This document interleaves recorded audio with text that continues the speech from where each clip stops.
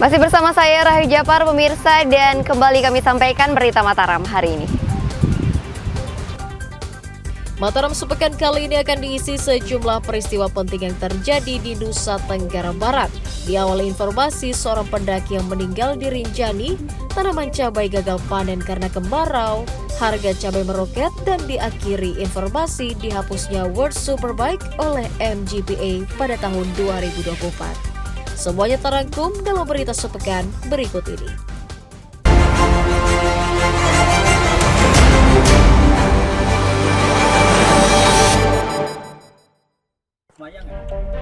Seorang pendaki bernama Alidah, 66 tahun, asal desa Semoyang, Kabupaten Lombok Tengah, ditemukan meninggal dunia di jalur pendakian Rinjani Sabtu siang.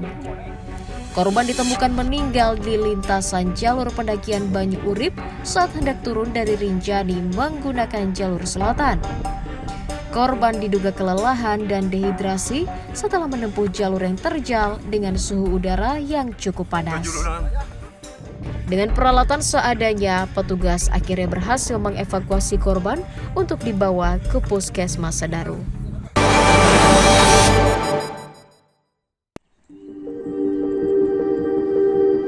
Satu hektar tanaman cabai di Desa Peria, Kecamatan Jogat, Kabupaten Lombok Tengah gagal panen.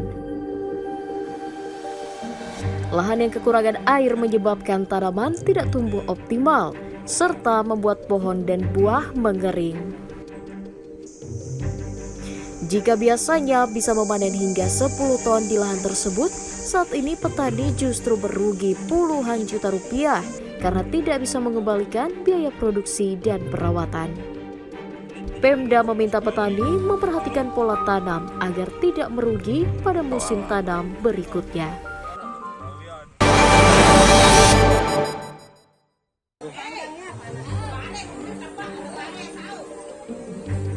Harga cabai di sejumlah pasar tradisional di Kabupaten Lombok Barat naik hingga 100% sejak sepekan lalu.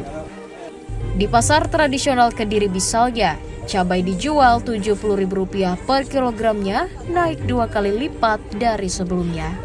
Kenaikan dipicu minimnya hasil panen petani lokal yang menyebabkan stok di pasaran jauh berkurang. Mahalnya harga cabai juga membuat omset pedagang menurun, yang semula Rp2 juta menjadi Rp1 juta saja per harinya.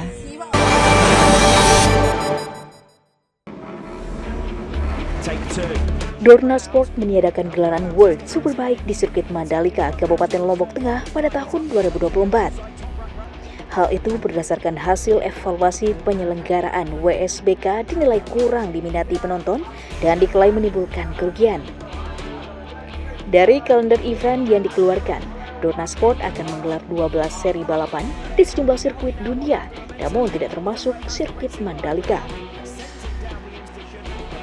Keputusan itu disayangkan Pemda Lombok Tengah karena gelaran WSBK selama ini mendatangkan manfaat positif bagi UMKM dan pendapatan daerah.